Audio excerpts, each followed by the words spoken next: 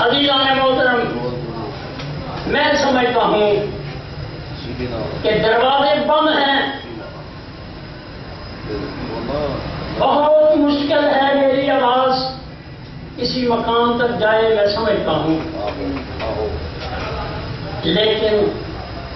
جب زلیخا نے دروازے بند کیے تو اللہ کے پیغمبر حضرت یوسف علیہ السلام دروازوں کی طرف دوڑے،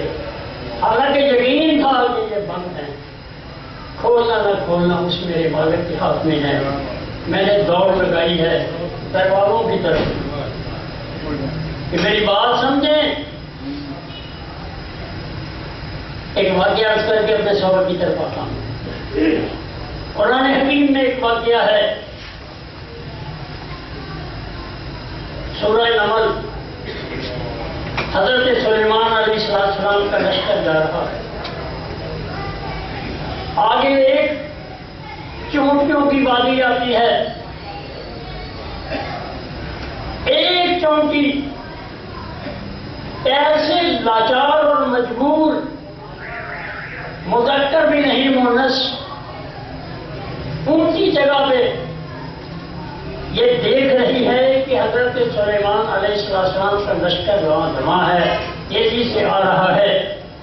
اس کو فکر دامن گیر ہوئی،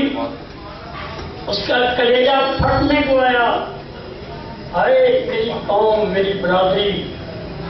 میری عزیز و وقارت کچھ دیر کے بعد اس کے پاؤں تلے آ کے کچلے جائیں گے۔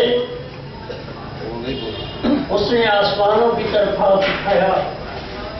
الہی کوئی چارہ گر اس مصیبت کو ٹالے۔ اللہ نے فرمایا کیڑی ہے تو کیڑی،